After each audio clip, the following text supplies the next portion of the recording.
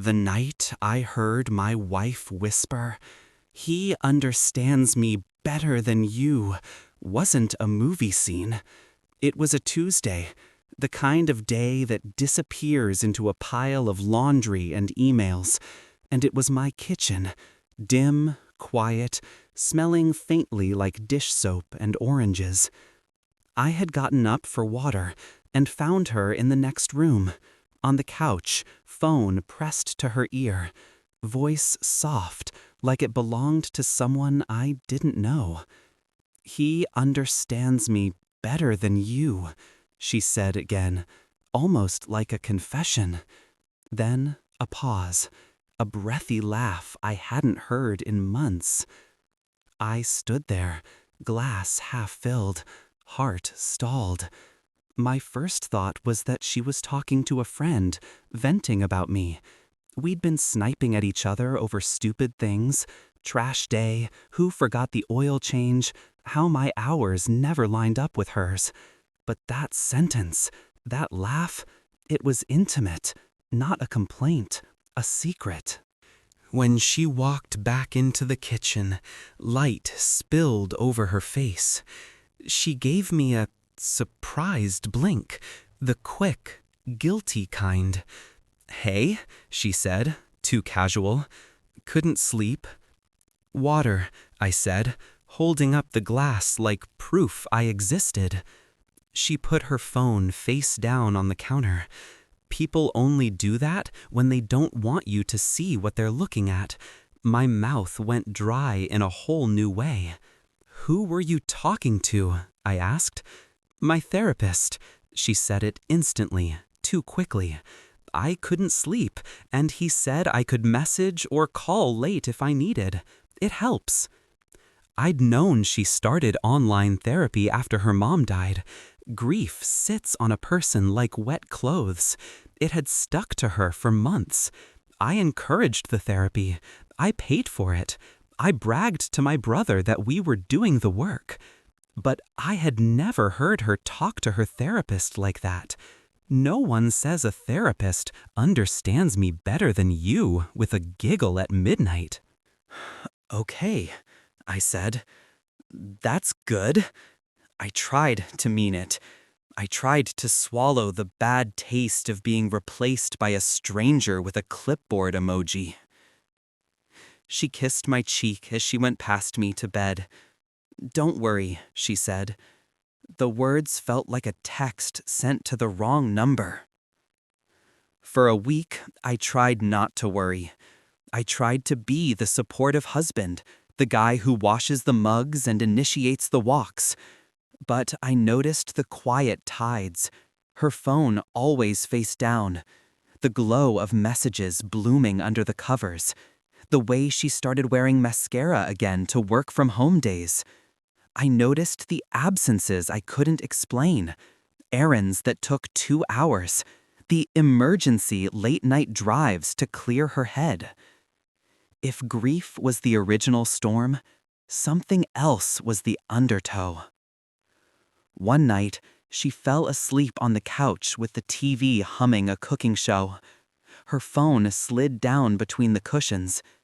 When I picked it up, the lock screen lit with a preview. "We need longer than an hour next time. I want to really hear you." The sender's name was saved as Dr. A.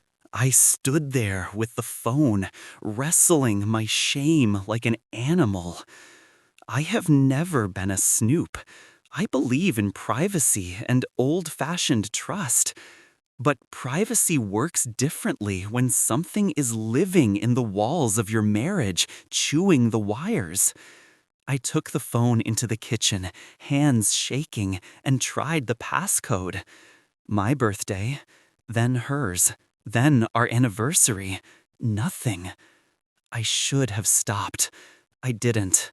I used Face ID. She'd used mine once to play with filters and never removed it. The phone unlocked. My stomach dropped at the wallpaper. Us on a mountain years ago, before we learned each other's languages of silence. It felt like stealing from myself. I opened the messages with Dr. A. The thread was a garden I didn't know she tended. It started clinical. Talk about coping strategies, sleep hygiene, breath counts. Then, slowly, it changed color. How lovely your laugh is. I keep thinking about your story of the beach, how your shoulders relax. Then the line that flipped the room sideways. I can't keep pretending we have boundaries when I wake up wanting you. My chest went cold. I scrolled faster. Screenshots of calendar invites, reservation confirmations, a hidden folder in her photo app titled Notes, but the thumbnail was a selfie in a hotel mirror. My wife, in an oversized sweater, bare legs, no wedding ring. The caption under a screenshot said, "Next Friday, 8 p.m., room 212. Next Friday was 2 days away. There's a narrative we tell ourselves about cheating. It's either sex or it isn't, and if it isn't, maybe it's not real. But reading their messages about holding space that seamlessly became, "I want to hold you," I felt the floor of our marriage drop down a story. This was not coping. This was choreography. I took photos of everything. My hands moved like someone else's. I saved the screenshots to my own phone, naming them ridiculous things like grocery list 1, because that made me feel less like I was drowning. The next morning, I made coffee and didn't speak. She held the mug with both hands and said, "You're quiet." "A lot on my mind," I said. She studied me, like I was a room she used to live in. I made the confrontation plan at lunch in my car, printed out the hotel confirmation like I was preparing evidence for court. I didn't want to explode. Explosions scorch and then leave barren land. I wanted the truth to land with the weight it deserved. That night, I set my phone to record, not for social media, but because I knew our memories would try to rewrite whatever happened next. Then I said, "Can we talk?" And my voice came out soft, like hers the night I caught her whispering. She sat on the edge of the bed, crossing her legs like she was making herself smaller. "Okay. I'm glad therapy has been helping you," I said. "But I need to ask, is Dr. A your therapist or your boyfriend?" The face went white, then pink, then white again. People talk about deer in headlights, but it was more like a mask slipping, and she didn't know which face to catch. He's my therapist," she said. "Why would you say that?" I put the printed paper on the bed between us. "Room 212, I said. 2 nights from now." She looked at it. Her mouth opened, closed. "It's not what you think," she said. I laughed, an ugly sound even to me. "What do I think?" I asked. "Are you meeting your therapist in a hotel for better coping strategies? That you take your ring off because cognitive behavioral therapy is hard on jewelry?" She covered her face with her hands. "I didn't know how to tell you. It happened slowly. He helped me, and then it just became about him," I finished. She nodded, crying now. "I feel alive with him," she said. "He listens. He asks me questions. With you, it's like checking off boxes. Bills, groceries. He asks me what my favorite childhood smell was, and then we talk for hours." "I would have asked you anything," I said, voice breaking. "You didn't Give me a chance." "You didn't notice I needed one," she shot back. The words were a knife that somehow made sense. We were both bleeding. "Call him," I said then. "Put him on speaker." She stared at me like I'd suggested we light the house on fire. I can't." "Call him," I repeated. "If he's your therapist, he'll act like it. If he's your secret, he'll show us both." She dialed. The phone rang. A man's voice answered, warm and familiar to her in a way I couldn't stand. "Hey you, counting stars without me?" "This is her husband," I said, cutting in. "Am I talking to a licensed therapist or just a guy who owns 2 button-downs and a mirror?" There was a pause. Then, calmly, "I'm sorry you found out this way." "Found out what way?" I said. "That you violate ethics for fun? That you diagnose and date your clients like they're menu items?" "Your marriage," he said, and I swear I could hear him lean back, "has been a lonely place for her. I simply offered a door." "A hotel door," I said. "Room 212, Friday. Did you plan to sweep away the loneliness with room service?" He sighed, the sound of a man who thinks he's enlightened while standing on trash. "If you loved her, you'd understand that intimacy is more than rules. If you loved anything, you'd have boundaries," I snapped. "Put your license number in a text. I'm reporting you." Silence. Then a click. My wife was crying hard now. I realized I was shaking. I set the phone down and stared at our hands. Hers tiny, nails bitten. Mine useless. "I'm sorry," she whispered. "I didn't mean to fall into this. I needed someone to see me." "I see you," I said, too late and too true. "But I don't recognize who you've become." The next few days were a blur of emails and ethics forms. I found the therapy platform's complaint portal and sent them everything: texts, times, and the reservation.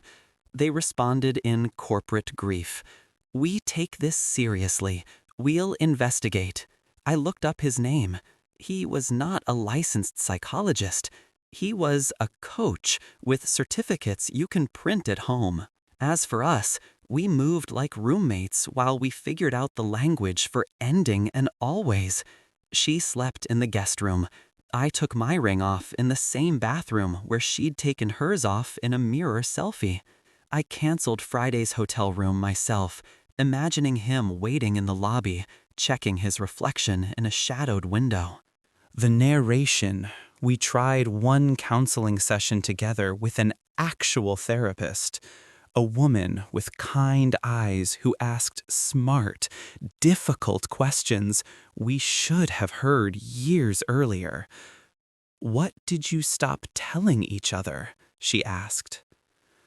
"I stopped telling him I was lonely," my wife said. "I stopped telling her I was scared," I said. Scared of what? Of failing her? Of not being enough? Of the way grief makes everything you build feel made of salt? We didn't reconcile in a montage. There was no grand gesture. She moved out to her sister's for a while to clear her head, which is what people call it when they decide in private what to do with you. I slept, really slept, for the first time in months, and dreamt about a version of us that caught the rot earlier. We met up once at our old coffee shop and talked like humans on separate planets. We cried. We apologized for the versions of ourselves we became with each other. We didn't make promises we couldn't keep. When we stood to leave, she touched my arm and said, "I did love you." "I know," I said. It felt like a eulogy. Here's the brutal truth I learned. Intimacy doesn't disappear with a slam of a door. It erodes grain by grain when you stop telling the small truths.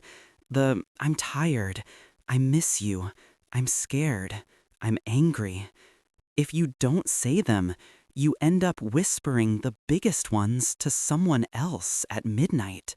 People ask if I regret unlocking her phone. I regret that the lock needed breaking at all. But the story was already written by then. All I did was read it. The narration started therapy. Real therapy. I talk about boundaries and grief and how love can coexist with failure. I'm learning that being understood isn't a magic trick someone performs for you. It's a thing you build by showing your underbelly over and over and hoping the other person is gentle. As for her, I hope she finds what she mistook in that man's voice. Not validation dressed up as wisdom. Not adrenaline called intimacy. Something quieter, steadier. Something we lost along the way. I still keep our mountain photo, but it's not my phone wallpaper anymore. It sits in a drawer. Sometimes I take it out and remember that version of us, wind-burned and stupid with hope. I let myself grieve them. And then I put the photo away and make dinner and text my brother back and water the plant she always forgot to water. The house is quieter now, but the walls don't hold secrets. That's a start.